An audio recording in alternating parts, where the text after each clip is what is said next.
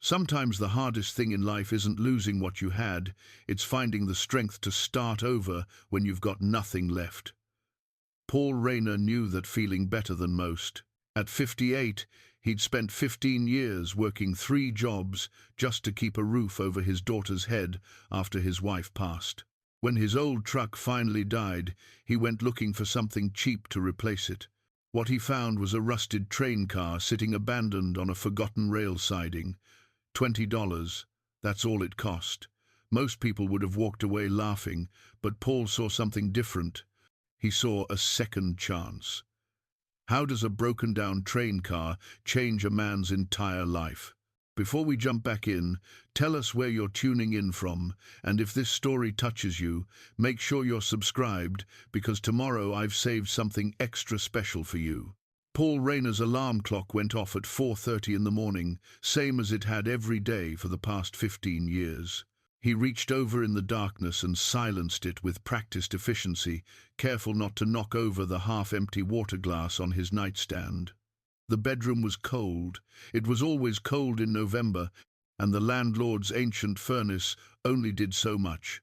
He sat up slowly, feeling every one of his 58 years in his lower back and knees. The floor creaked under his feet as he made his way to the bathroom, navigating by memory through the small rental house he'd called home since Lily was 9 years old.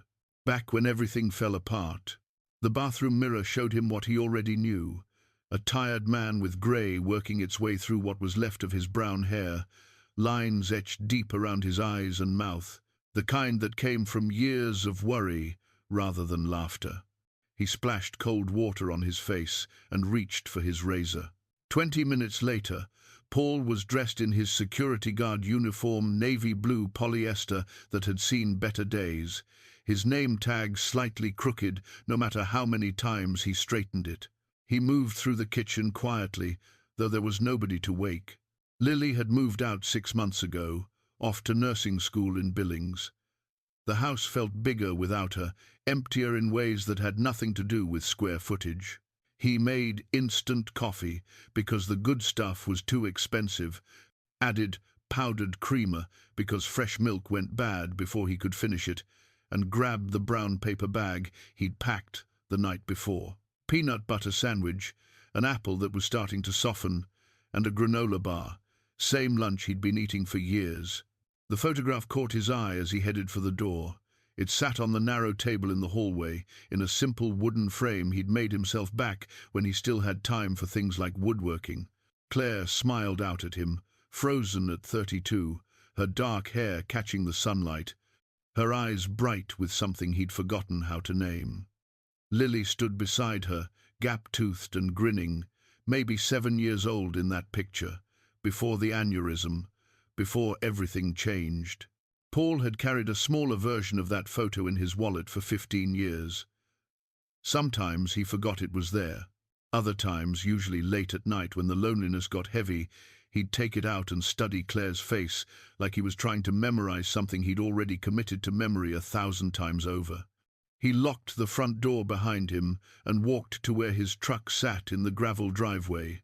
The 1998 Ford had been old when he bought it, a necessity purchase after Claire died and the medical bills ate through their savings.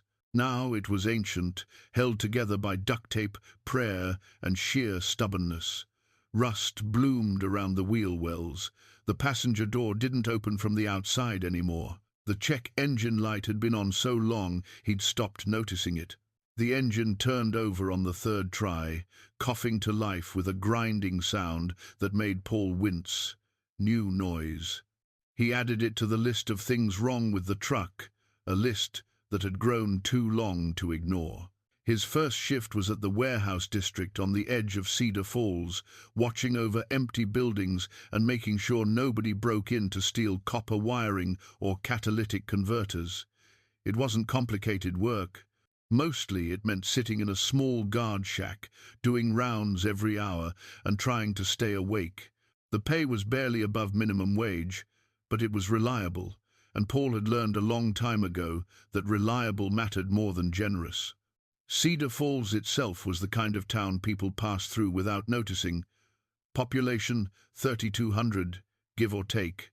One main street with a hardware store, a diner, a bank, and a grocery store where Paul worked his second job, stocking shelves 3 afternoons a week.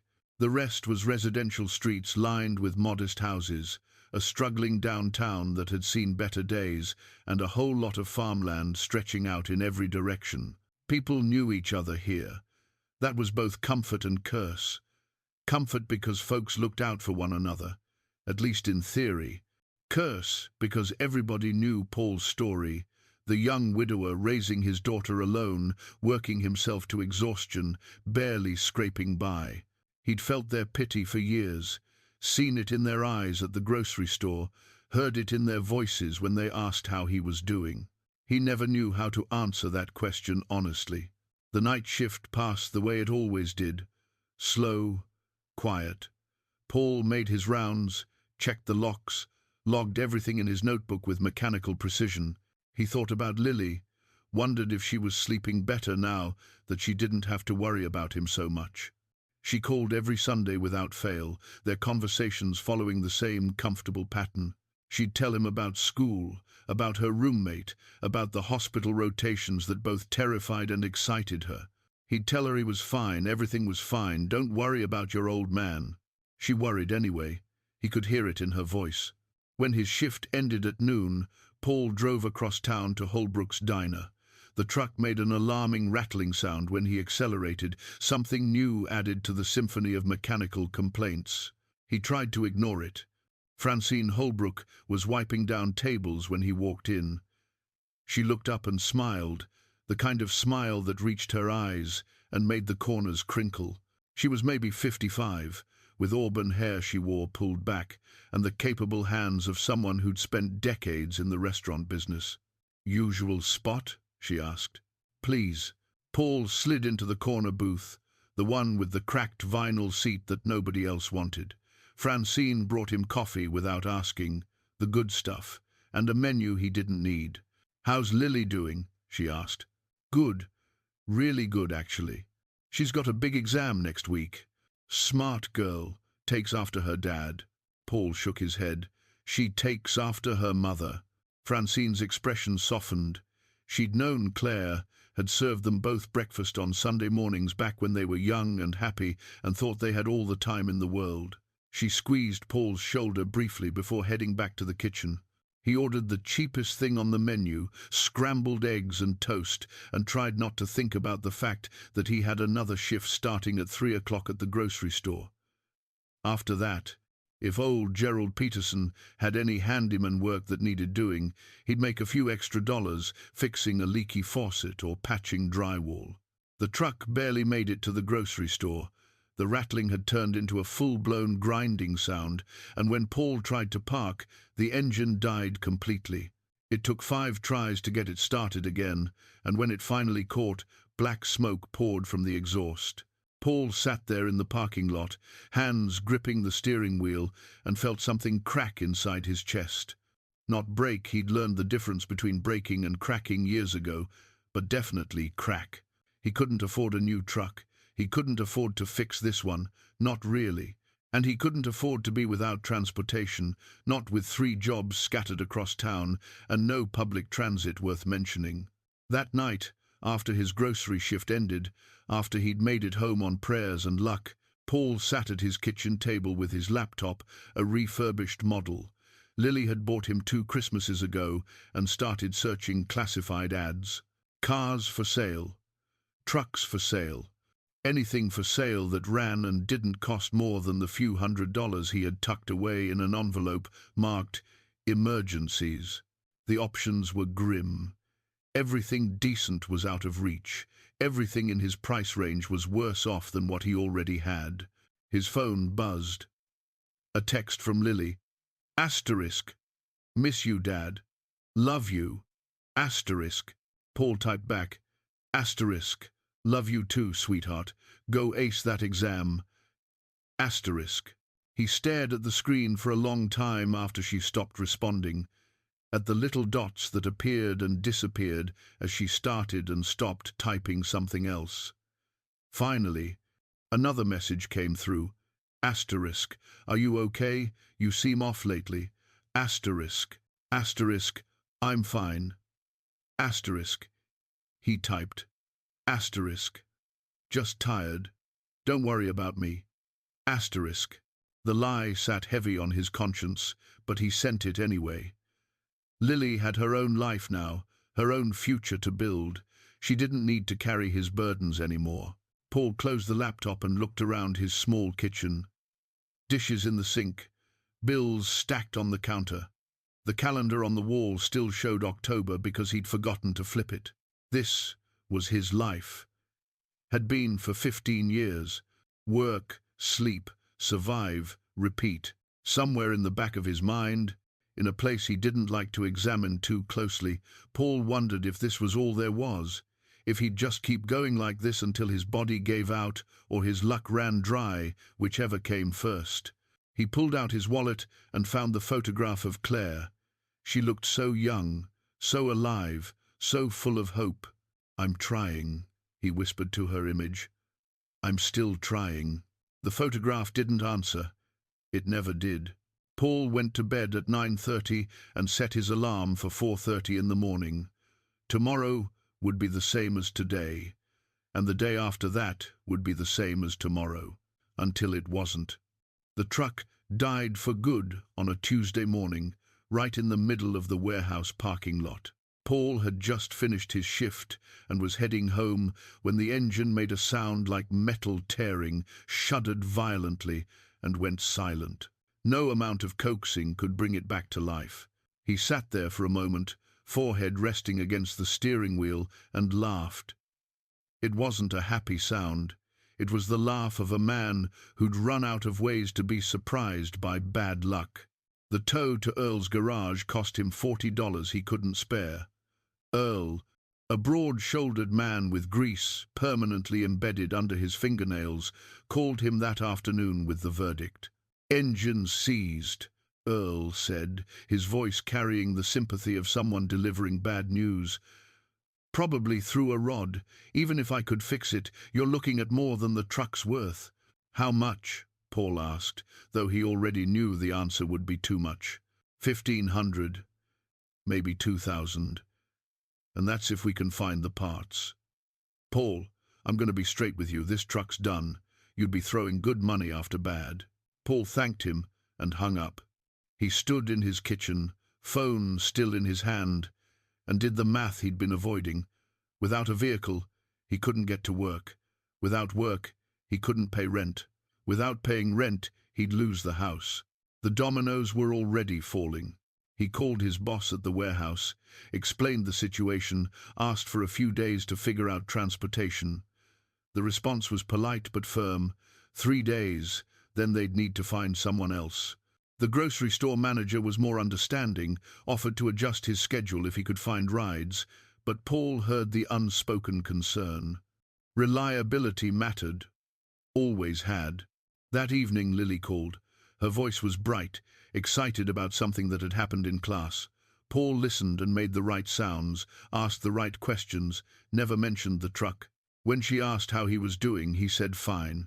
When she offered to wire him money she'd been saving from her part-time job at the hospital, he refused gently but firmly. "Baby girl, you need that for school.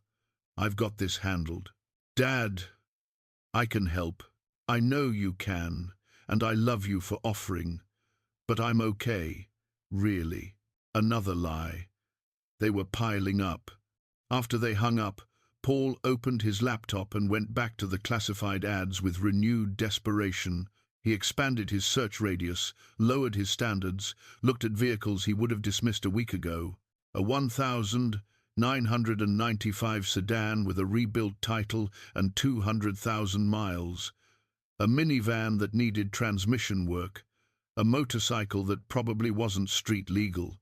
Nothing he could afford. Nothing that would actually solve his problem. On Thursday, Paul borrowed Kenny Briggs' truck. The request had been awkward. They hadn't spoken more than a handful of words in 3 years. Not since the business with the loan and the falling out that followed. But Paul was out of options, and Kenny, to his credit, said yes without asking questions. "Just bring it back with gas in the tank," Kenny had said, not quite meeting Paul's eyes. I will.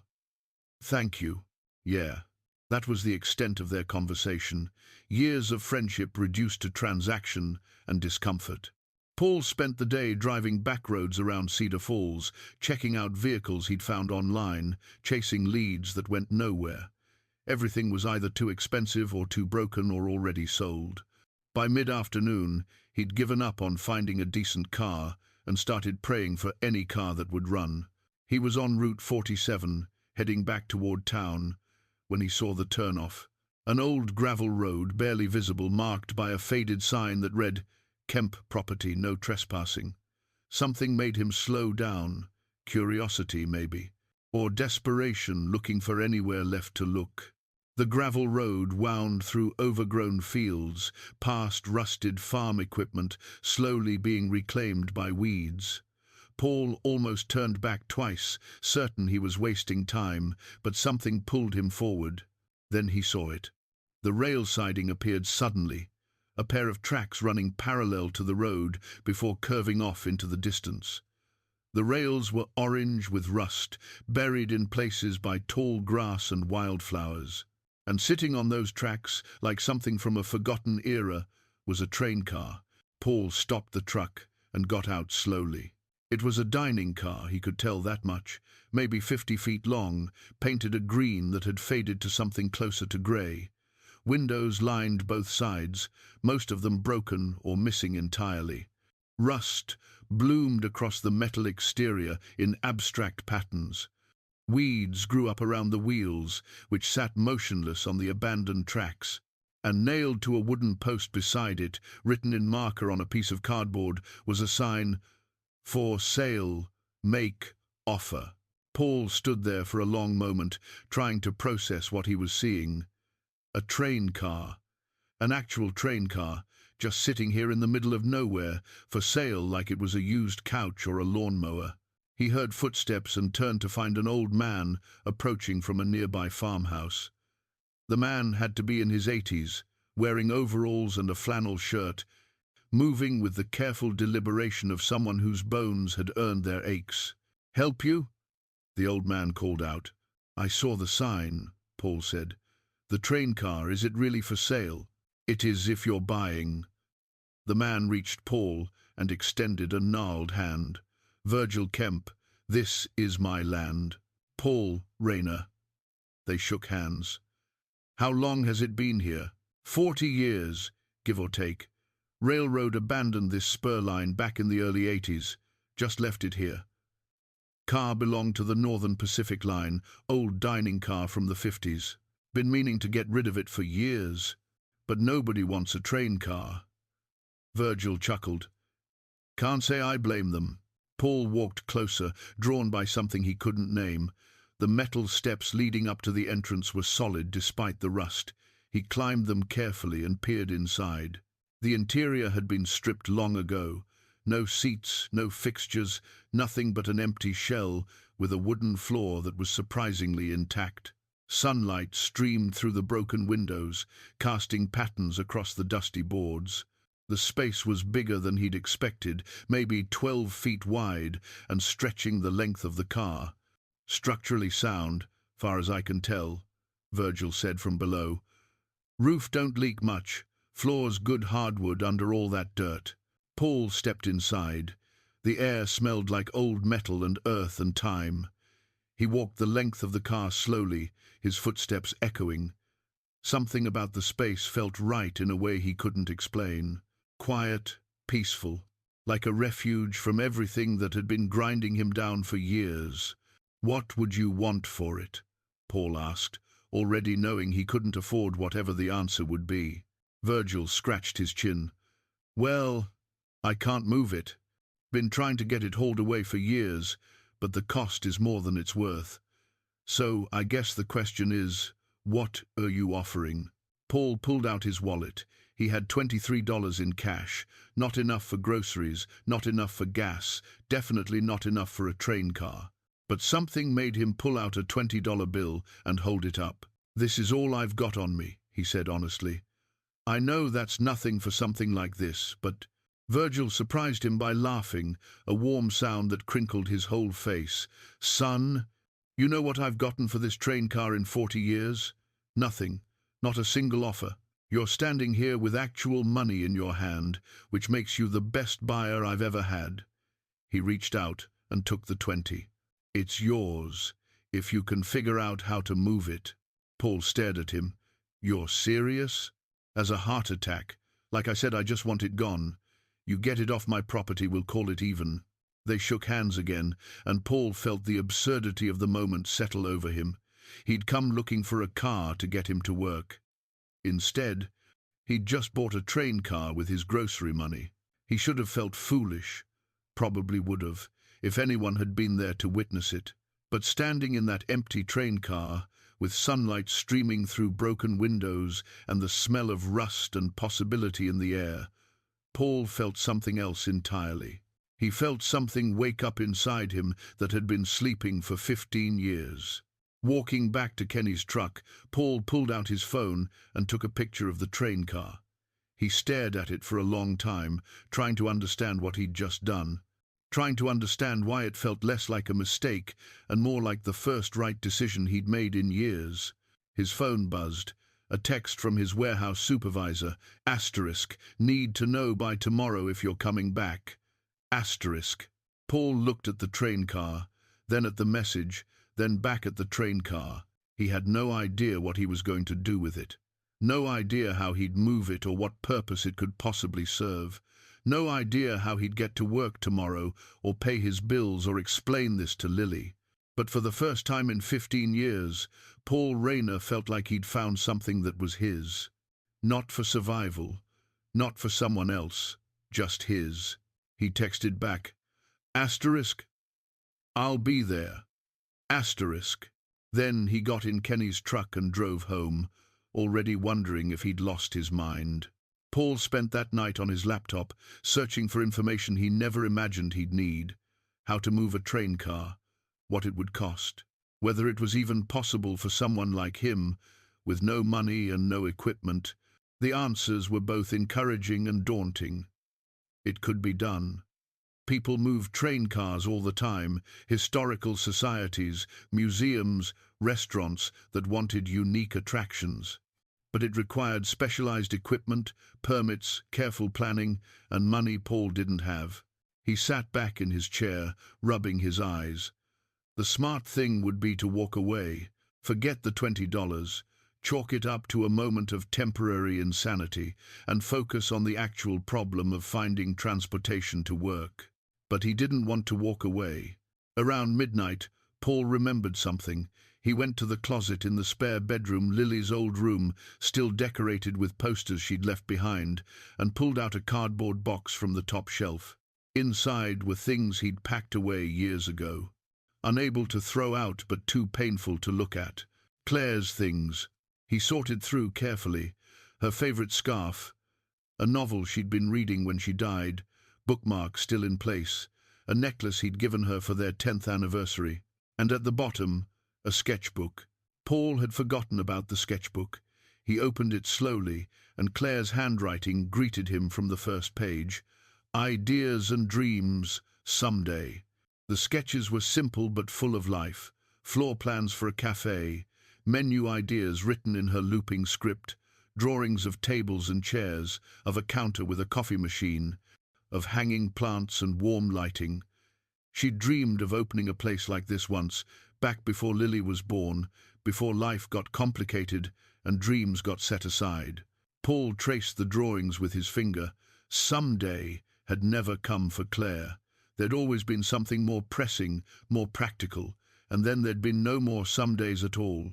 He closed the sketchbook and held it against his chest, feeling the weight of all those deferred dreams.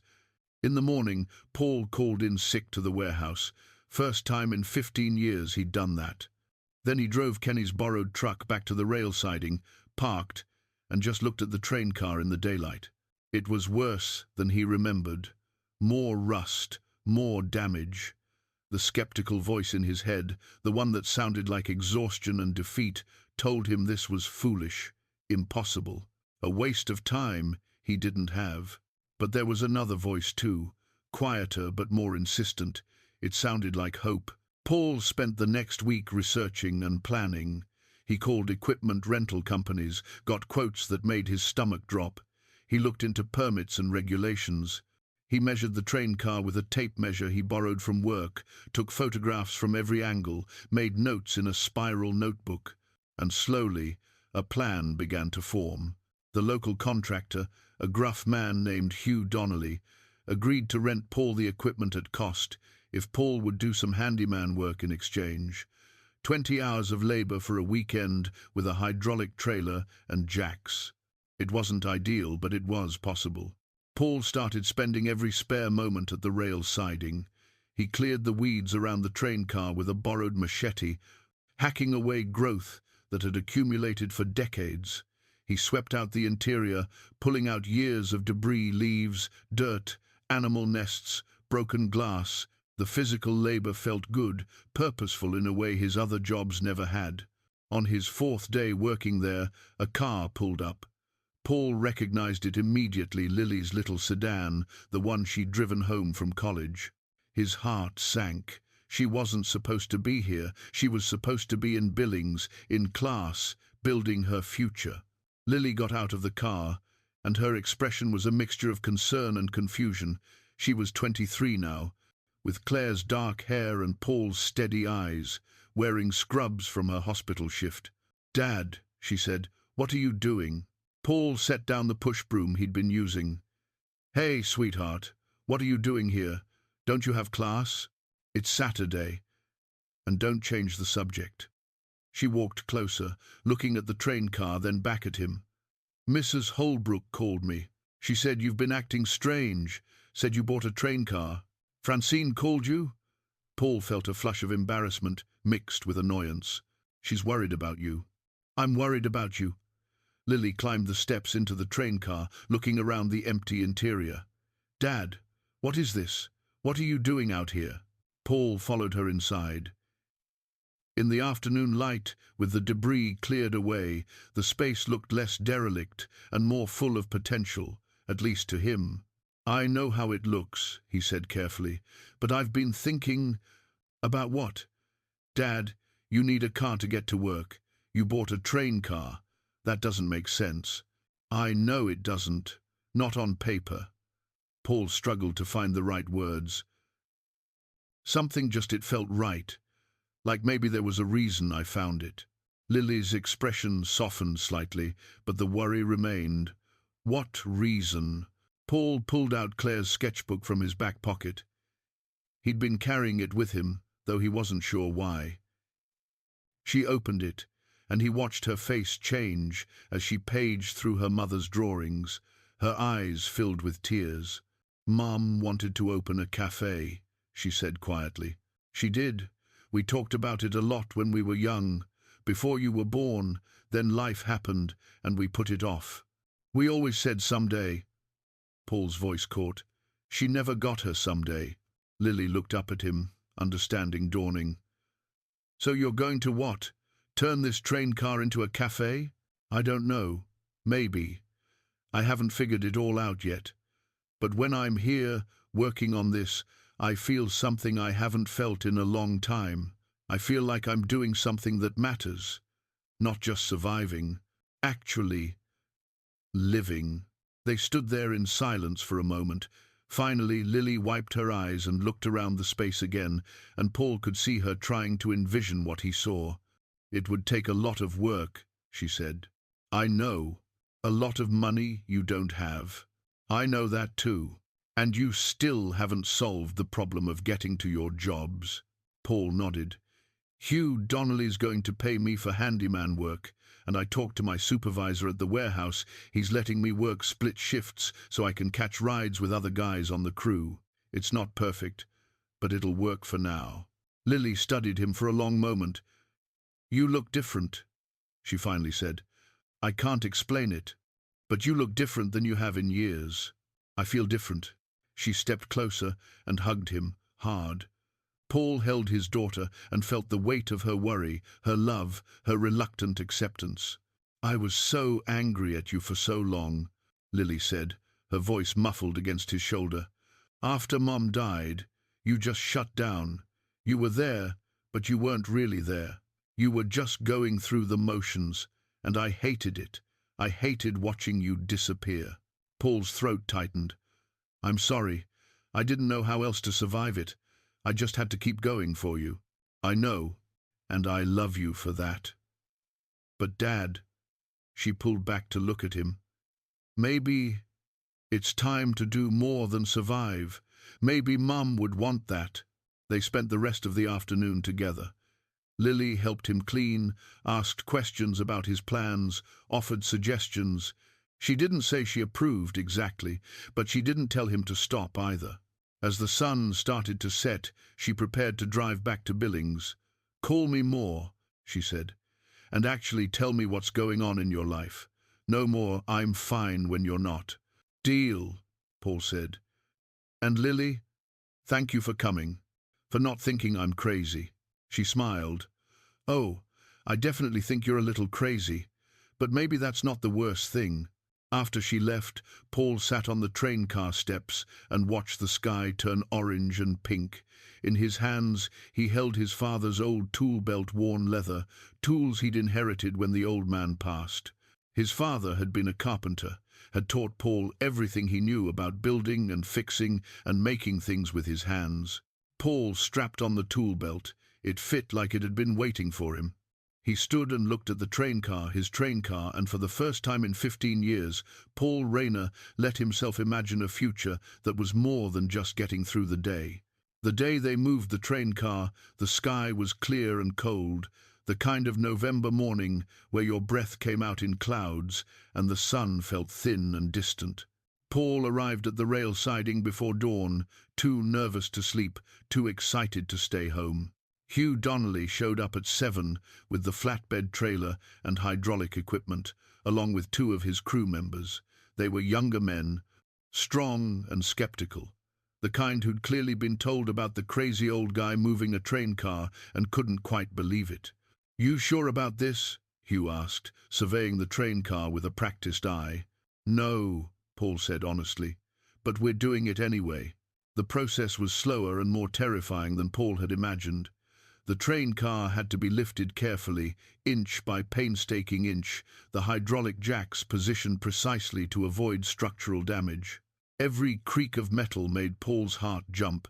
Every shift in weight felt like potential disaster. But Hugh knew his business.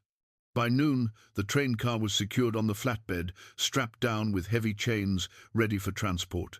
"Where to?" Hugh asked.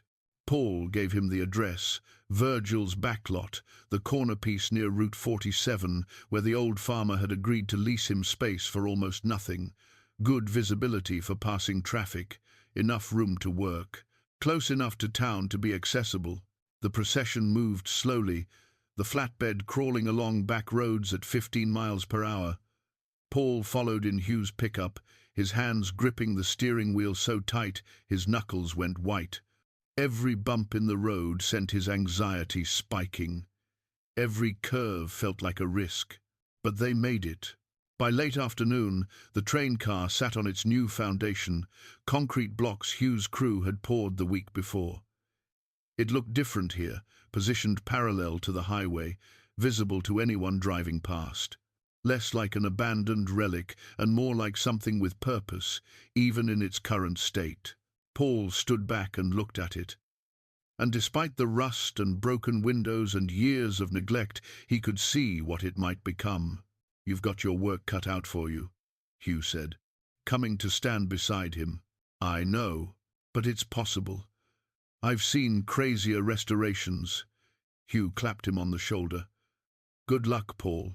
After they left, Paul climbed inside the train car and walked its length slowly. The evening light came through the windows differently here, warmer somehow. He pulled out the object he'd found that morning, tucked behind a loose wall panel during his final cleaning of the old site. It was a map, a vintage railroad map of Cedar Falls and the surrounding region, dated 1952. The paper was yellowed and brittle, but the ink was still clear. It showed the Northern Pacific Line running through town, marked all the stops, illustrated a Cedar Falls that had been more prosperous, more connected to the wider world. Paul studied the map carefully. The train car, his train car, had been part of this network once. It had carried people, served them meals, been part of their journeys. For 30 years it had served a purpose, and then it had been cast aside, forgotten. He understood that feeling. Paul tacked the map to the wall, then started making notes. He needed windows, needed to deal with the rust, needed electrical work, plumbing if he wanted running water. The list grew longer the more he thought about it, but instead of feeling overwhelmed, he felt energized. He was still writing when he heard a truck pull up outside.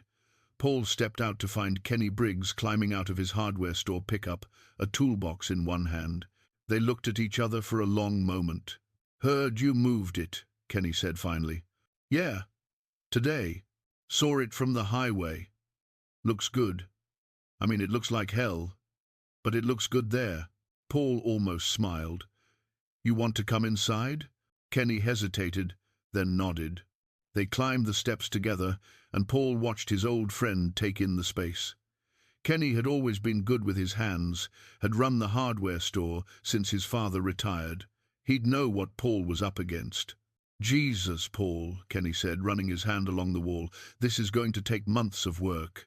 "I know. Going to cost more than you've got." "I know that too." Kenny turned to face him. "So why are you doing it?" Paul took a breath. This was the conversation they'd been avoiding for 3 years, since the loan, since the fight, since everything fell apart between them. "You remember when we were in high school?" Paul said. "Senior year, you wanted to start that auto repair business. Your dad told you it was foolish, that you should just work at the hardware store like he did. I remember. You told me you couldn't spend your whole life doing what was safe, that you had to try, even if you failed." Kenny's expression shifted. "I never started that business." "I know. You went to work for your dad instead. And maybe that was the right choice. I'm not saying it wasn't. But you told me once that not trying was the only failure that mattered." Paul gestured at the train car. "I've spent 15 years not trying, just surviving, just getting through each day. And I can't do it anymore, Kenny. I can't just exist." They stood there in the empty train car while the sun set outside, 2 middle-aged men carrying years of history between them. "I was wrong," Kenny said quietly. "About the loan, about how I handled it. Claire had just died. You were drowning, and I made it about money. I'm sorry. I should have talked to you. Should have explained instead of just disappearing. I'm sorry, too." Kenny set down his toolbox. "What do you say we fix this thing? The train car." "That too." Kenny smiled, the first genuine smile Paul had seen from him in years. "But I meant us. The friendship. Figure we've wasted enough time being stubborn." Paul felt something loosen in his chest, some knot of tension he'd been carrying so long he'd forgotten it was there. He extended his hand, and Kenny shook it firmly. "I could use the help," Paul admitted. "I have no idea what I'm doing with the electrical." "Lucky for you. I know a thing or two about wiring." Kenny opened his toolbox. "Let's take a look at what you've got here." They spent the next 2 hours assessing the work ahead, making lists, talking through possibilities. The conversation came easier than Paul expected, muscle memory of 20 years of friendship before everything went wrong. They didn't solve everything. 3 years of silence couldn't be undone in one evening, but it was a start. As darkness fell and they prepared to leave, Kenny paused at the door. "What are you going to call it?" he asked. "Call what?" "The train car. If you're turning it into a cafe or whatever, it needs a name." Paul thought about the railroad map, about the history, about purpose and service and second chances. "The Cedar Valley," he said. "That's what it was called originally. Seems right to keep it." Kenny nodded approval. "The Cedar Valley. I like it." After Kenny left, Paul sat alone in the train car with a flashlight, looking at his notes and plans. His phone buzzed a text from Lily with a photo of her at the hospital, scrubs on, tired but smiling. Asterisk 12-hour shift done. How's the train car? Paul took a photo of the interior, the vintage map visible on the wall, and sent it back. Asterisk, coming together. Slowly but surely. Asterisk. Asterisk, proud of you, Dad. Asterisk. 3 words. They hit harder than Paul expected. He stared at them for a long time. Outside, cars passed on the highway, their headlights briefly illuminating the train car before moving on. Paul thought about all those people going somewhere, having somewhere to go. For years, he'd felt stuck, frozen in place by grief and obligation. But now he was moving again. Maybe not in the direction he'd expected, maybe not in a way that made conventional sense, but moving nonetheless. Paul locked up the train car and walked to his borrowed ride. Kenny had offered to let him use an old truck from the hardware store until he figured out his transportation situation. Another gesture of rebuilt friendship. Tomorrow he'd start on the windows, then the rust treatment, then 1,000 other tasks that would transform this forgotten train car into something new. It wouldn't be easy. Might not even be possible. But for the first time in 15 years, Paul Rayner was willing to try. 3 months into the restoration, the train car had begun to transform. The broken windows were replaced with salvaged panes Kenny had found through his hardware connections. The exterior rust had been treated and sanded, the metal primed and ready for paint. Inside, the floor had been refinished to reveal the beautiful hardwood underneath, and the walls were patched and sealed. Paul had fallen into a new rhythm. He'd quit the warehouse job, the hours didn't work anymore, but picked up more handyman gigs and kept his grocery store shifts. Every spare moment went to the train car. Weekends, early mornings, late evenings when the work lights he'd strung up turned the interior golden and warm. His body ached constantly. His bank account hovered dangerously close to empty, but his mind felt clearer than it had in years. On a Saturday in February, Lily came home for the weekend. She'd been sending encouraging texts, asking for progress photos, but this was her first visit since the move. Paul picked her up from the bus station in Kenny's loaner truck, nervous about what she'd think. When they pulled up to the train car, Lily got out slowly, staring. "Dad," she breathed. "It's beautiful." The exterior was painted now a deep forest green that Kenny had gotten at cost, with cream trim around the windows. A small wooden platform served as an entrance, and Paul had hung a temporary sign, "The Cedar Valley, opening soon." "Come inside," Paul said, unable to keep the pride from his voice. The interior was still a work in progress, but the bones were there. A long counter ran along one side, salvaged from a restaurant that had closed in Billings. Booth seating lined the opposite wall, original to the train car, painstakingly restored. Vintage photographs of old Cedar Falls hung on the walls, and the railroad map had a place of honor near the entrance.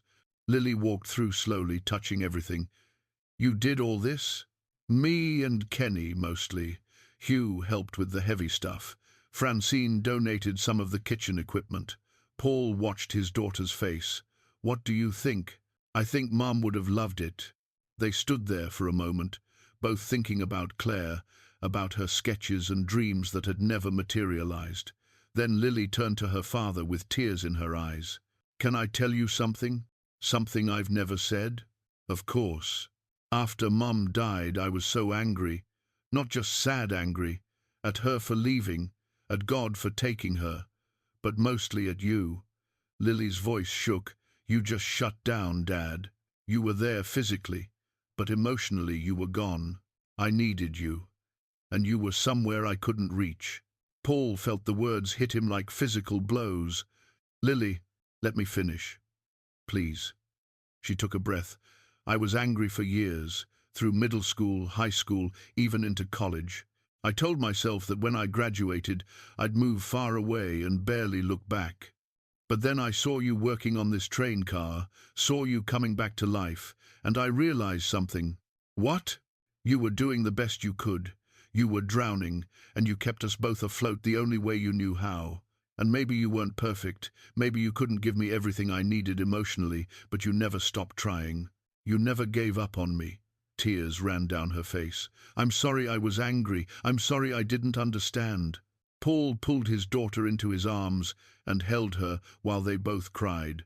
Years of unspoken hurt and love and regret poured out between them in that restored train car, and when they finally pulled apart, something had shifted, healed. "I'm sorry I couldn't be what you needed," Paul said. "I'm sorry I was so lost. You were grieving too. I get that now." Lily wiped her eyes. "And Dad, I'm so proud of what you're doing here. This is incredible." They spent the afternoon together, and Lily insisted on helping. She'd brought something with her, a small box she pulled from her bag. "I found this at Mum's parents' house last Christmas," she said, opening it carefully. Inside were recipe cards, dozens of them, all in Claire's handwriting. Her cinnamon roll recipe, her coffee cake, scone variations she'd experimented with, all the baking she'd loved to do, preserved in her looping script. Paul picked up the cinnamon roll card with shaking hands. "I'd forgotten about these. I thought maybe you could use them for the cafe." Lily smiled. "Make Mum's recipes. Let people taste what she created. It'd be like she's here, in a way." That evening, they baked together in Paul's tiny kitchen at home, following Claire's instructions, measuring and mixing, filling the house with the smell of cinnamon and sugar for the first time since she'd died. When the rolls came out of the oven, golden and perfect, they both sat at the table and cried again. "These are going to be the signature item," Paul declared. "Claire's famous cinnamon rolls. How does that sound?" "Perfect," Lily said. "It sounds perfect." The next week, Paul applied for his business permits with the town council. He'd been dreading this, knew there would be questions, resistance, bureaucracy. He wasn't wrong. The council meeting was held in the old municipal building, a dozen people scattered in folding chairs, while 5 council members sat behind a long table. Paul presented his plans, showed his permits, explained his vision for a small coffee stand and breakfast spot in the restored train car. Council member Gerald Hoffman, a stern man who ran the local bank, had concerns. "This is an unconventional business location. We have zoning regulations for commercial enterprises in Cedar Falls." "The property is zoned commercial," Paul countered. "I checked. For agricultural sales, not food service. The code says commercial activity. Food service is commercial activity." They went back and forth. Other council members chimed in with questions about parking, waste disposal, health inspections.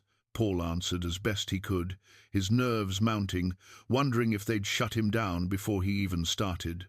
Then Francine Holbrook stood up from the audience. "If I could say something." She didn't wait for permission.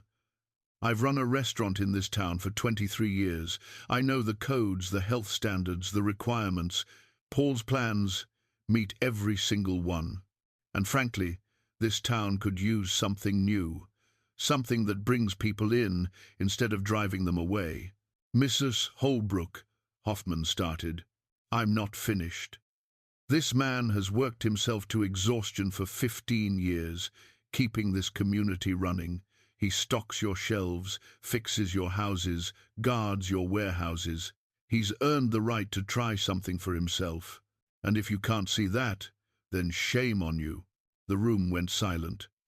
Francine sat back down, her cheeks flushed but her chin high. The council voted 3-2 in favor. Paul's permits were approved. Outside the building, Paul caught up with Francine as she walked to her car. "Thank you. You didn't have to do that." "Yes, I did." She turned to face him, and in the parking lot lights he could see determination in her eyes. "Paul, I've watched you for years. Watched you suffer and struggle and just survive. You deserve this chance. You deserve to be happy." "Francine," she stepped closer. "I know this might be too much, too soon, but I need to say it. I care about you. More than just as a customer or a friend. I have for a while now. Paul's heart hammered. He thought of Claire, of the guilt he'd carried, of all the reasons he'd told himself he couldn't move forward. But he also thought of Lily's words, asterisk. Mom would want you to be happy. Asterisk. I care about you too, he said quietly, and that terrifies me. Why? Because it feels like betraying Claire's memory, like I'm replacing her. Francine reached out and took his hand. You can't replace someone you lost. You can only make room for something new. Love isn't finite, Paul. Having feelings for me doesn't diminish what you had with Claire. He wanted to believe her, wanted to let himself feel this, without the crushing weight of guilt. Can we take it slow? He asked. I'm not good at this. She smiled. Slow is fine. We've got time. That night, Paul drove to the cemetery for the first time in months. He stood at Claire's grave in the darkness, hands in his pockets, searching for the right words. I'm trying to live again, he said to the headstone. I'm trying to do more than just survive. And there's someone, Francine. You'd like her. She's kind and strong, and she makes me feel like maybe I'm not completely broken. He paused, listening to the wind in the trees. I'm scared of forgetting you, scared of being happy when you never got that chance. But Lily says you'd want this for me, and I think maybe she's right. I think maybe you'd want me to find joy again. No answer came, but Paul didn't expect one. He laid his hand on the cold stone.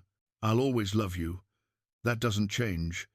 But I think I need to let myself love again too. When he left the cemetery, the guilt was still there. But it felt lighter somehow, manageable, like permission granted, even if only from himself. By April, the train car had become part of Cedar Falls landscape. People drove by to watch Paul work, honked and waved, stopped to ask questions. The local newspaper ran a feature story with photos of the restoration process. Slowly, skepticism had transformed into curiosity, then into genuine community interest. Paul set a grand opening date, June 15th, 6 weeks away. The deadline pushed him harder, made the work more urgent. There was still so much to do. Kenny had become a constant presence, showing up after the hardware store closed to help with electrical work, plumbing, the 1,000 small details that transformed a restored shell into a functioning business. Their friendship had settled into something comfortable again, though both men knew they'd lost years they couldn't get back. I've been thinking, Kenny said one evening, as they installed light fixtures, about what you said, about not trying being the only real failure. Yeah? I'm 56 years old, still working at my dad's store, still playing it safe, still wondering what might have happened if I'd taken a risk when I was young. Kenny secured a wire connection. You're braver than I am. I'm not brave. I'm desperate. There's a difference. Maybe. Or maybe desperation is just another word for having nothing left to lose. Kenny climbed down from the ladder. Either way, watching you do this, it's made me think about my own life, about what I'm doing with the time I have left. Paul understood that feeling. The train car had become more than a project. It was a statement, a declaration that it wasn't too late to start something new, to chase something that mattered beyond mere survival.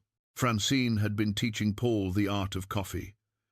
How to pull a proper espresso shot, steam milk to the right temperature, create the simple drinks that would form his menu.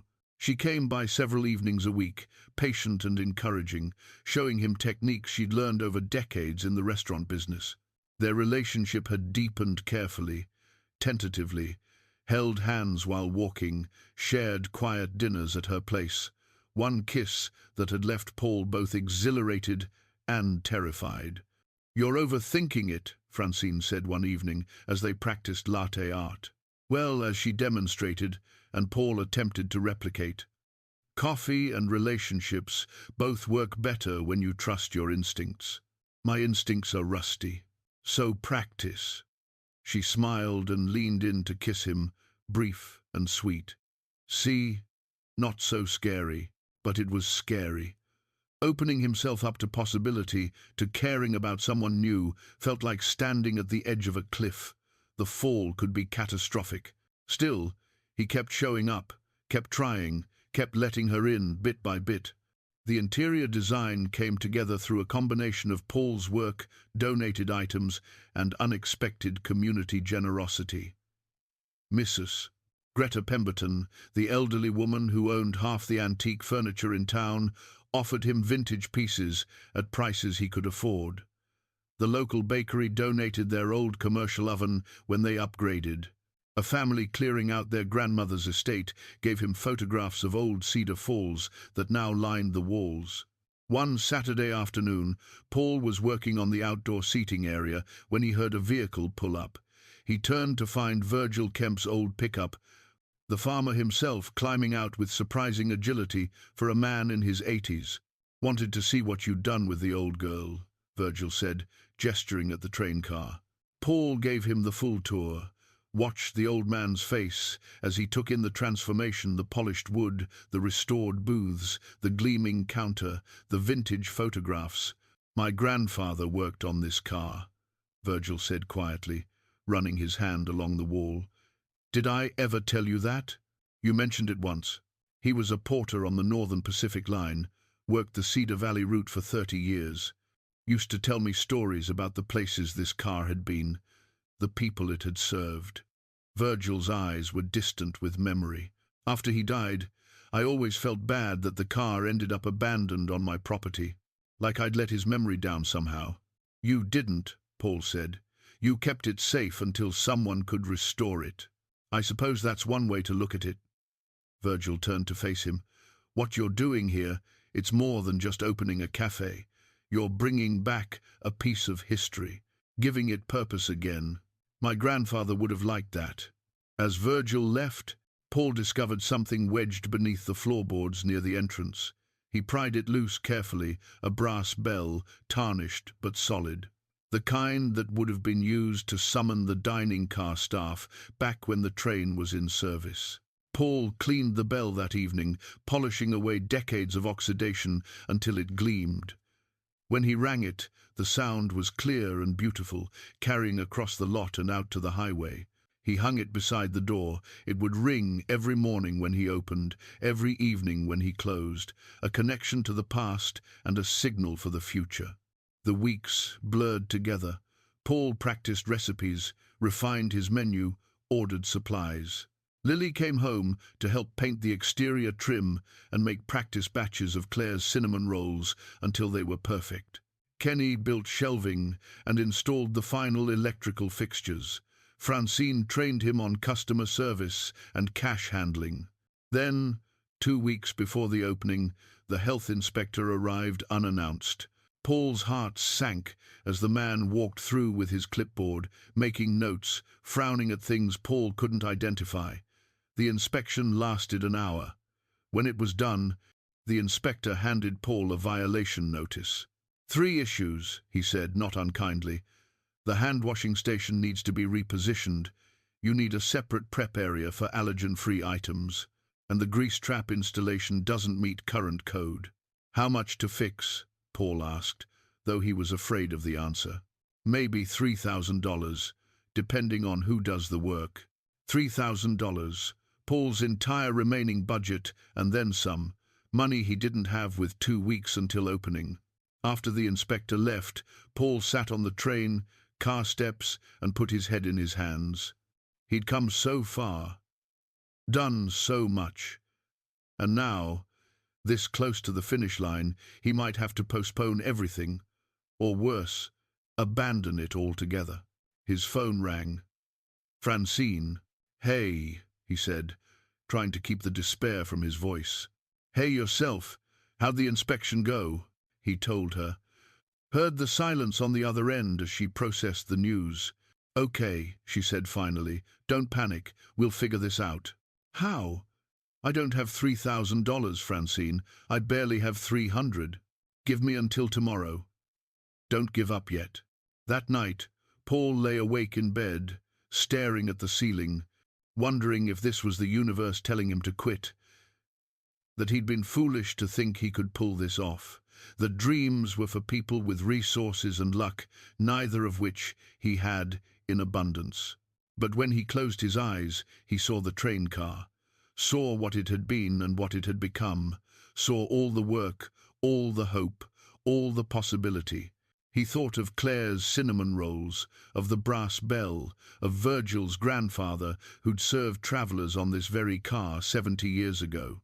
He thought of Lily telling him she was proud, of Kenny rebuilding their friendship through hammer and nails, of Francine believing in him when he barely believed in himself.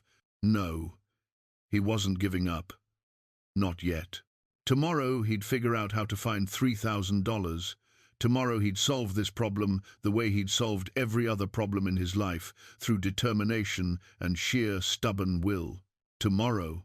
But tonight, Paul let himself feel the weight of it all, the fear, the uncertainty, the very real possibility of failure. And then he set his alarm for 4:30 in the morning, because that's what survivors did. They got up and tried again. Paul was working on the outdoor seating when the mail carrier handed him the certified letter. He signed for it absently, still focused on securing the table he'd built from reclaimed wood, and didn't open the envelope until he took a break an hour later. The letterhead made his stomach drop. Mountain West Development Corporation, Legal Department. His hands shook as he read.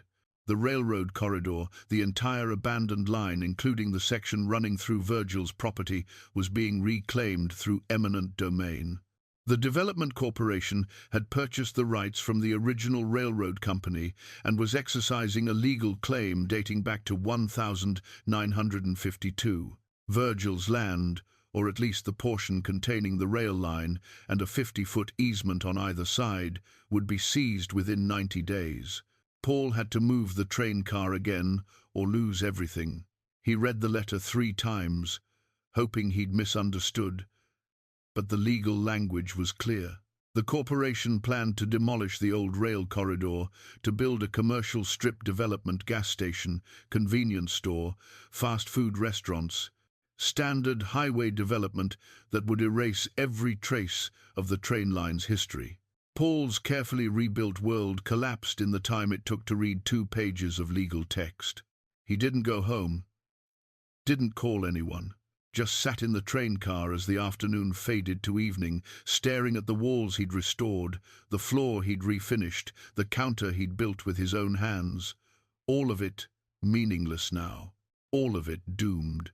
The darkness was complete when his phone started buzzing. Francine, Kenny, Lily. He ignored them all.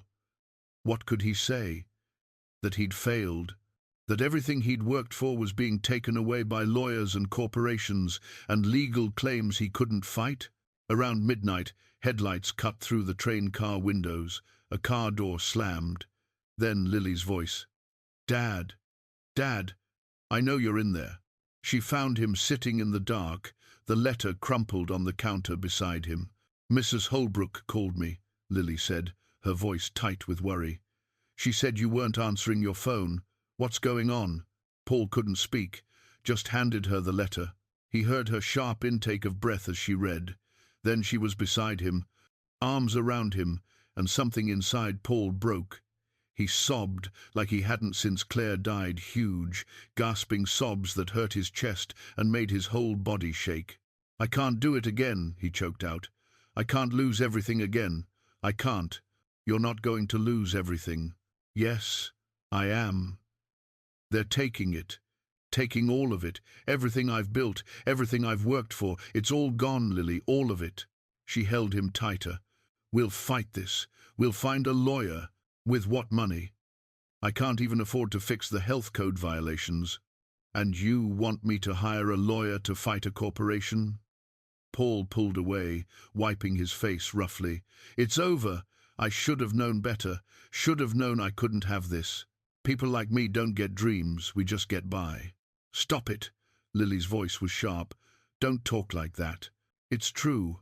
I was foolish to think." He gestured helplessly at the train car. "This was never going to work. I was just delaying the inevitable." "Dad, listen to me." Lily gripped his shoulders, forcing him to look at her. Do you know what the worst part was? After Mum died, it wasn't that you were sad. Sadness I could understand. It was that you gave up. You stopped fighting. You stopped hoping for anything beyond just making it through another day. Lily, let me finish. When you found this train car, when you started working on it, you came back to life. You started hoping again. You started believing in something. And yeah, it's scary. Yeah, you might fail. But at least you're trying. At least you're living, instead of just existing. Paul shook his head. What's the point of trying if I'm just going to lose anyway? The point is that trying matters. The journey matters. These last few months, I got my dad back. The real you, not the ghost who was going through the motions. Don't throw that away because you're scared of losing. They sat in silence for a long moment. Finally, Lily's phone rang. She answered, listened, said, "We'll be right there," and hung up. That was Kenny. He and Mrs. Holbrook are at the diner. They want to talk to us. I can't face them. Yes, you can. And you will. Because they care about you, and they deserve better than you disappearing. Paul let his daughter lead him to Kenny's truck. She'd driven his loaner when he wouldn't answer his phone. They rode to the diner in silence, Paul staring out the window at the dark streets of Cedar Falls, feeling like he was watching his own funeral procession. The diner was closed, but lights were on inside. Francine, Kenny, and Virgil Kemp sat at a booth, papers spread across the table. They all looked up when Paul and Lily entered. "You look like hell," Francine said, not unkindly. "Feel worse?" Paul slumped into the booth. "You all know?" "Virgil got his notice this morning," Kenny said. "Called me. We've been researching the claim all day." "It's legal," Virgil said, his weathered face grim. "The railroad kept the mineral and development rights when they abandoned the line, sold them to this corporation 5 years ago. Been waiting for the right time to exercise them, I suppose." "So that's it then." Paul felt numb. 90 days, and it's over." "Not necessarily," Kenny said, sliding papers across the table. "I've been looking into the legal requirements for eminent domain. They have to prove public benefit, offer fair compensation, follow specific procedures. There are ways to challenge it, delay it." "With what lawyer?" "Jack Freeman, down in Billings, owes me a favor," Virgil said. "Big favor. He's willing to take this pro bono, at least to file a preliminary injunction, buy us some time." Paul looked at the old farmer.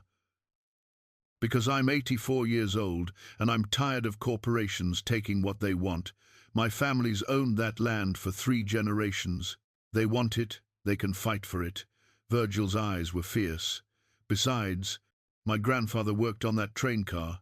I'll be damned if I let some developer turn it into rubble." Francine reached across the table and took Paul's hand. "We're not giving up, and neither are you. But even if we fight, even if we delay, I still have to move the train car eventually. And I don't have anywhere to move it to, or money to do it again." "Then we find a new location," Kenny said. "We have 90 days. That's enough time to look, to plan." "No, it's not. Do you know how long it took me to find the first spot? How much it cost to move it the first time?" Paul pulled his hand from Francine's. "I appreciate what you're all trying to do, but this is reality. I can't afford another move, can't afford a legal fight, can't afford any of this." "So what are you saying?" Lily asked quietly. Paul looked around the table at these people who'd shown up for him, who believed in him, who were willing to fight for his dream, and he felt like he was betraying them all. "I'm saying maybe it's time to accept that this isn't going to work. Maybe it's time to let go." The silence that followed was crushing. Francine was the first to speak, her voice steel wrapped in velvet. "Get out," Paul blinked. "What?" "You heard me. Get out of my diner. I don't serve quitters." "Francine, you think you're the only one who's lost something? The only one who's been knocked down?" Her eyes blazed. "My husband left me with nothing but debt and a failing restaurant 20 years ago. I had every reason to give up, every logical reason to walk away. But I didn't, because some things are worth fighting for, even when the odds are bad.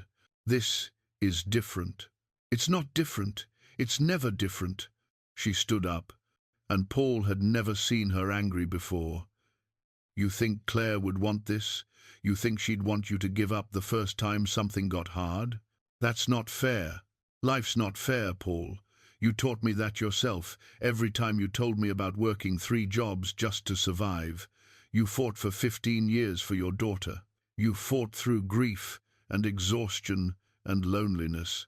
And now, when you finally have something for yourself, you're just going to surrender?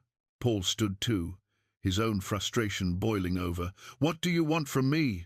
I can't fight a corporation with lawyers and money. I can't move the train car again. I can't fix this. Then we fix it together. Francine's voice cracked. That's what people who care about each other do. They don't face things alone. I won't drag you all down with me. Too late. We're already involved. We're already invested. You don't get to make that choice for us. She moved closer to him. I love you, Paul Rayner, and I'm not letting you walk away from this without a fight. The words hung in the air. Paul stared at her, and suddenly the fight went out of him. You love me? Of course I love you, you stubborn fool. Why else would I be here at midnight fighting to save your dream? Lily cleared her throat. Maybe we should give them a minute? No, Paul said quietly. No, stay. You should all hear this. He looked at each of them, Francine, Kenny, Virgil, his daughter. I'm terrified. Not of losing the train car, though that breaks my heart. I'm terrified of hoping, of believing things can get better, because every time I've let myself hope, life has taken it away. That's the risk, Virgil said, his old voice surprisingly gentle. Hope always comes with the possibility of loss, but without hope, you're already dead, just taking a while to fall down. Kenny leaned forward. Remember what you told me? About trying being what matters? You've already succeeded, Paul. You brought that train car back to life. You brought yourself back to life. Whatever happens next doesn't change that. But it does matter, Paul said. I can't just pretend. Nobody's asking you to pretend, Lily interrupted. We're asking you to fight. There's a difference. Paul sank back into the booth, and Francine sat beside him, taking his hand again. This time he didn't pull away. I don't know how to do this, he admitted. How to fight something this big. One step at a time, Kenny said. First step. Jack Freeman files the injunction tomorrow. Buys us time. Second step, Virgil continued. We organize community opposition, town council, local media, public pressure. Make this corporation think twice about steamrolling us. Third step, Francine added. We find you a new location, somewhere permanent, somewhere they can't touch. With what money? Paul asked, but there was less defeat in his voice now. I still can't afford. Kenny pulled out a folder and slid it across the table. Inside was a property deed. This is the lot behind my hardware store, Kenny said. Corner of Main and 3rd, prime downtown location. I own it, free and clear. Paul stared at the deed. You can lease it from me. Cheap, so cheap it's basically free. Kenny's voice was firm. I've been holding on to that lot for 20 years, waiting for the right use. This is it. Why would you do this? Because you're my best friend. Because you gave me back something I thought I'd lost. Because watching you chase this dream made me realize I've been playing it safe my whole life. Kenny's eyes were bright. Let me be part of something brave for once. Paul felt tears threatening again, but this time they weren't from despair. Shut up and take the gift, Kenny said, smiling. Consider it payback for all those years I was an ass about the loan. We still have to move the train car, Francine pointed out. That's not cheap. Community effort, Virgil said. We make it an event. Get volunteers, local businesses to donate equipment and labor. Turn it into something the whole town participates in. Make it a celebration, Lily added, getting excited. Document it, share it online. People love this kind of story. Small town fighting back, preserving history. It could go viral, bring in even more support. Paul looked around the table, seeing their faces, their determination, their belief. "You've already planned this whole thing, haven't you?" "We've been planning while you were busy feeling sorry for yourself," Francine said, but she was smiling now. "The developer sent a representative to see me this afternoon," Virgil said. "Offered me 50,000 to settle quietly, drop any opposition, sign the papers, go away." "That's a lot of money," Paul said quietly. "It is. Would let me fix up the farm, maybe even retire properly." Virgil's weathered hands folded together on the table. "But I told him no, because some things matter more than money. Like standing up to bullies. Like keeping your word. Like helping a friend." "I don't know what to say." "Don't say anything yet," Kenny advised. "We've still got work to do. Jack's filing the injunction tomorrow, but we need to move fast on everything else. The developer's not going to sit around waiting." They spent the next 2 hours planning. Kenny's lot would need preparation, grading, utilities, a foundation. The move would require permits, equipment, coordination with the town. They needed to fast-track everything, call in every favor, push every connection. The list of tasks was daunting, but as they worked through it together, Paul felt something shift inside him. The fear was still there, the doubt, the very real possibility of failure. But it wasn't crushing anymore. It was manageable, because he wasn't alone. Around 2 in the morning, exhaustion finally caught up with them. They agreed to meet again the next evening, assigned tasks, made commitments. As they prepared to leave, Francine pulled Paul aside. "I meant what I said," she told him quietly, "about loving you. I know it's fast, I know it's complicated, but it's true." Paul cupped her face in his hands. "I love you too, and that scares me almost as much as losing the train car." "Good. Means it matters." She kissed him, and this time Paul let himself fully feel it, the warmth, the connection, the terrifying possibility of happiness. When he got home, Paul didn't go straight to bed. Instead, he pulled out Claire's sketchbook and looked at her cafe drawings one more time. "I'm going to fight," he whispered to her memory. "I'm going to try. I hope that's okay." The sketches didn't answer, but Paul felt something like peace settle over him. Claire had never gotten her someday, but maybe, just maybe, he could have his.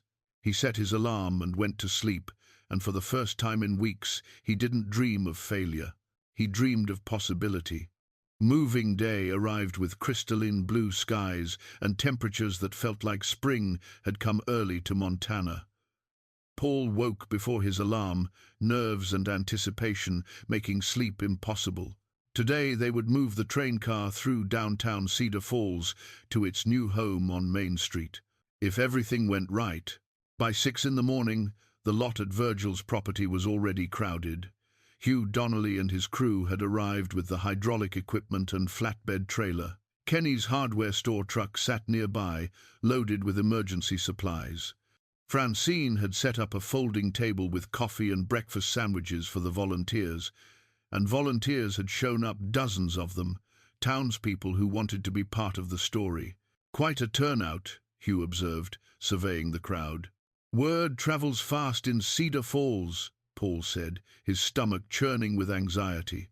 "I just hope we can pull this off." The process began slowly, carefully. The train car had to be lifted onto the flatbed with millimeter precision. One wrong move could cause structural damage that would be impossible to repair. Paul watched every adjustment, every shift of weight, his heart in his throat. Lily stood beside him, filming everything on her phone. "This is incredible, Dad. We're already getting thousands of views on the live stream. People are watching this? People all over the country. The story's been picked up by news outlets. Everyone loves a good underdog tale." By 10 o'clock, the train car was secured on the flatbed. The real challenge was about to begin navigating it through town. The route had been planned meticulously, down Route 47 to Elm Street, then through downtown to Main. Police had closed the roads. Utility companies had checked clearances. Every detail had been considered. But theory and reality were different things. The procession began. Hugh's truck pulled the flatbed at walking speed, a police escort leading the way. Paul rode in the passenger seat, his hands gripping his knees. Kenny followed in his truck, emergency equipment ready. Behind them, a parade of townspeople walked alongside, some carrying signs, "Save the Cedar Valley" and "History Matters." The first mile went smoothly. Then they reached the turn onto Elm Street. "We've got a problem," Hugh said, slowing to a stop. An enormous oak tree overhung the corner, its branches extending over the road. On paper, the clearance had looked sufficient. In reality, with the train car elevated on the flatbed, the lowest branch was going to clip the roof. The crowd murmured with concern. Paul got out and assessed the situation, his mind racing. They couldn't back up, the procession behind them was too long. They couldn't force it through, the damage would be catastrophic. "We need to trim that branch," Hugh said. "That's Mrs. Pemberton's tree," someone called out. "She'll never allow it." Paul looked across the street to where Greta Pemberton stood on her porch, arms crossed, watching the proceedings with her characteristic stern expression. She was 90 if she was a day, had lived in that house since the 1952nd, and was famously protective of her property. "I'll talk to her," Paul said. He crossed the street, acutely aware of the crowd watching, of the cameras still rolling, of everything riding on the next few minutes. "Mrs. Pemberton," he said, approaching the porch, "I know this is an imposition." "You want to cut my tree," she interrupted. "Just one branch. We'd be very careful, and we'd treat the cut properly so it won't harm.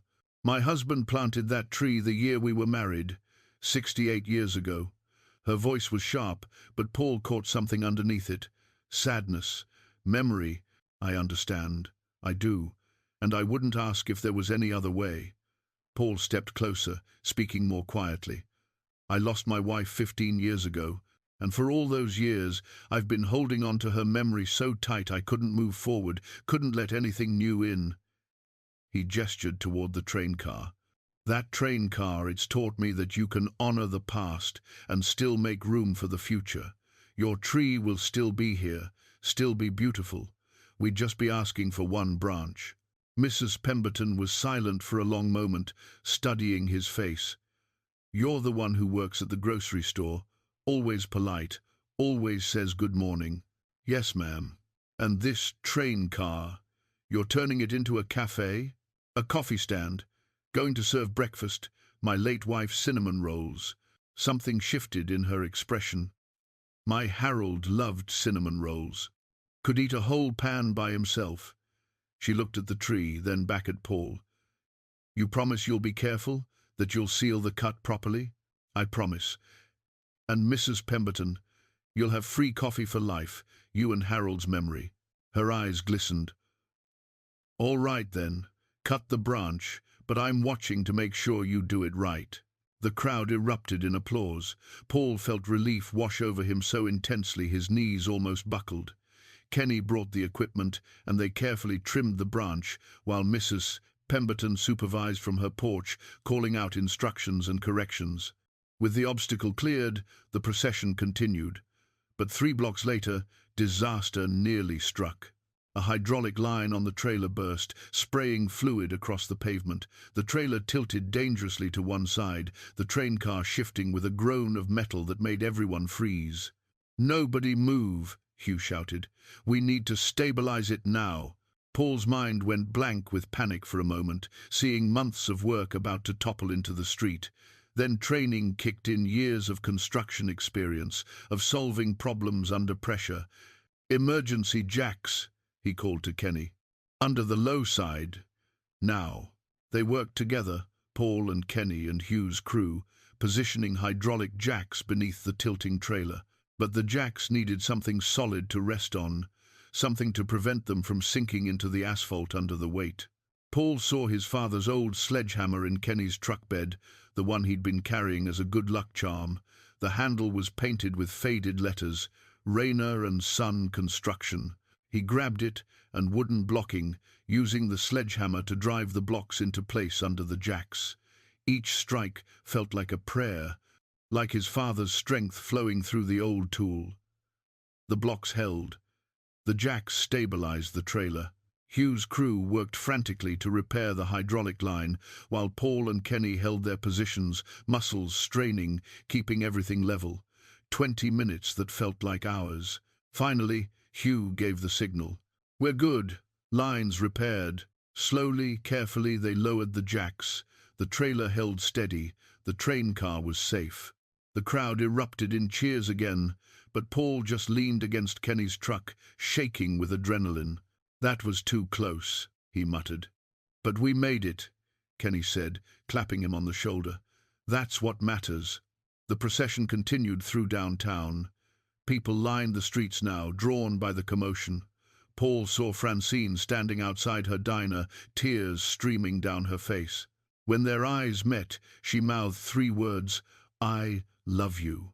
He mouthed them back. Main Street appeared ahead, and Paul could see Kenny's lot, prepared and waiting. Almost there. They were almost there. The final positioning of the train car required absolute precision. Kenny's lot had been prepared with a concrete foundation, level and reinforced to handle the weight. But getting the train car off the flatbed and onto that foundation meant working with quarter-inch margins. Hugh directed the operation with hand signals, his crew making micro-adjustments with the hydraulic controls. Paul stood to the side, unable to help, forced to watch as everything he'd worked for hung in the balance. "Left side down, 2 inches, Hugh called. "Easy now, steady." The crowd had grown to several hundred people. Main Street was packed with Cedar Falls residents, camera phones raised, everyone holding their breath. Lily continued filming, her live stream now being watched by tens of thousands. "This is what community looks like," she narrated quietly into her phone.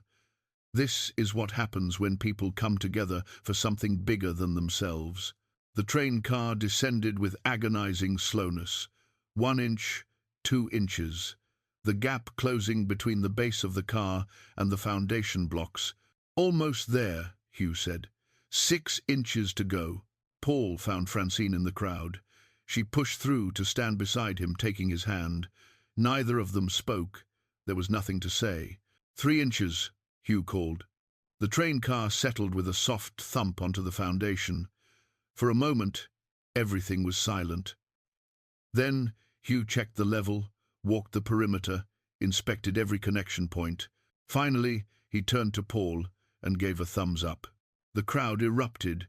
Cheers, applause, car horns honking. The noise was deafening, joyful, triumphant. Paul stood rooted to the spot, unable to quite believe it was real. The train car sat on Main Street, exactly where it was supposed to be. Safe, secure, home. Lily ran to him, throwing her arms around him. Kenny appeared seconds later, pulling them both into a bear hug. Francine joined them, laughing and crying at the same time. "We did it," Kenny said. "We actually did it." "You did it," Paul corrected, looking at his friend. "I couldn't have—" "Don't," Kenny interrupted. "We did this together. That's the whole point." As the celebration continued around them, Mayor Patricia Reeves climbed onto a temporary platform someone had set up.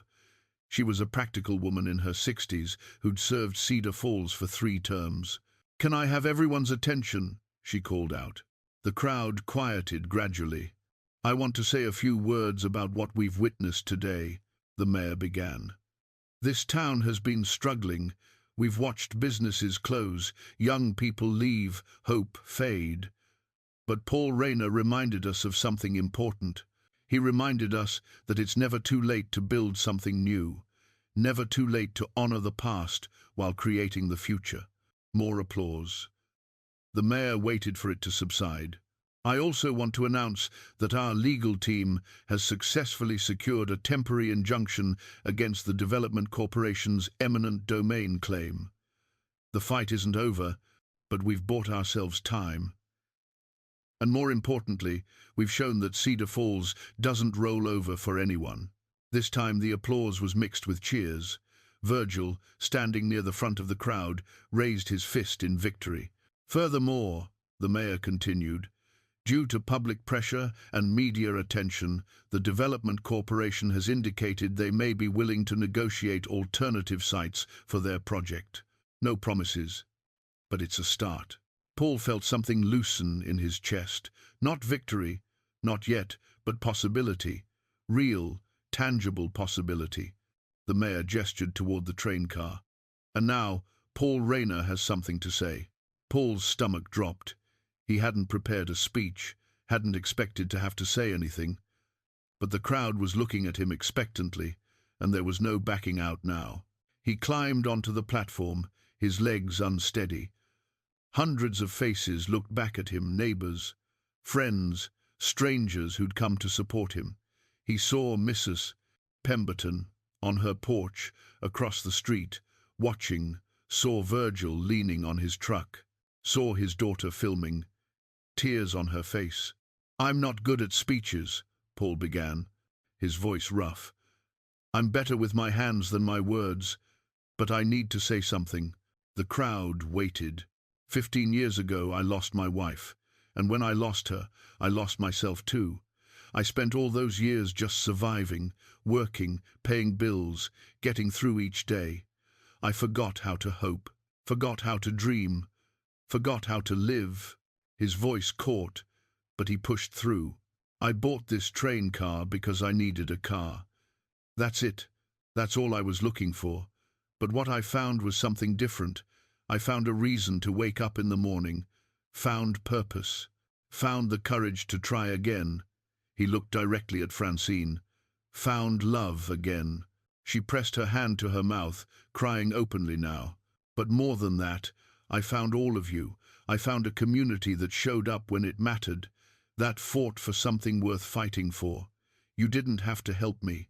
This was my crazy dream, my long shot. But you showed up anyway." Paul gestured to the train car behind him. "This isn't my dream anymore. It's ours. Every person who helped move it, who donated supplies, who believed in it, you're part of this. The Cedar Valley doesn't belong to me. It belongs to all of us." He took a breath, steadying himself for what he wanted to say next. "We open in 3 days. Saturday morning at 7. I'll be serving coffee and my late wife's cinnamon rolls, and I hope you'll all come. Not just to support me, but to celebrate what we built together. To celebrate the fact that it's never too late to start over. Never too late to choose hope." The applause started before he finished. Paul stepped down from the platform, overwhelmed, and was immediately surrounded. People shaking his hand, hugging him, thanking him. It was too much, and not enough, all at once. Finally, the crowd began to disperse. The sun was setting, casting golden light across Main Street and the train car. Paul stood with Francine, Kenny, Lily, and Virgil, looking at what they'd accomplished. "How do you feel?" Francine asked softly. Paul searched for the right word. Not happy, exactly. Not relieved. Something deeper, more fundamental. "Complete," he said finally. "For the first time in 15 years, I feel complete." Francine leaned against him, and Paul wrapped his arm around her. His daughter stood on his other side, his best friend beside her, an old farmer who'd become family. This was what mattered. Not the train car, not the business, not the victory. This, connection, community, love. The brass bell caught the last rays of sunlight, gleaming beside the door. Tomorrow he'd prepare for the opening. But tonight, Paul Rayner stood with his people and let himself simply be. Happy, whole, home. Saturday morning arrived with the kind of perfect weather that felt like a blessing. Paul woke at 4:30, not from alarm or habit, but from anticipation. Today was opening day. He arrived at the Cedar Valley coffee car before dawn, unlocking the door and stepping into the space that had consumed his life for the past 6 months. The interior glowed under the warm lighting he'd installed. Everything was ready, the coffee equipment gleaming, the counter stocked, the vintage photographs watching from the walls. He hung the framed photo of himself, Lily, and Claire on the wall beside the brass bell. It had been Lily's idea, and it felt right. Claire smiling out at the world, forever young, forever part of this. We made it, Paul whispered to her image. Wish you were here to see it. But in a way, she was here. In the cinnamon roll recipe he'd follow this morning. In the dream that had started with her sketches. In the courage it had taken to hope again. Francine arrived at 5:30, carrying fresh pastries from her own kitchen to supplement the menu. They worked side by side in comfortable silence, the kind that came from understanding each other without needing words. Nervous? She asked, as he prepped the first batch of cinnamon rolls. Terrified, Paul admitted. What if nobody comes? She kissed his cheek. They'll come. Kenny showed up at 6, officially off duty but unable to stay away.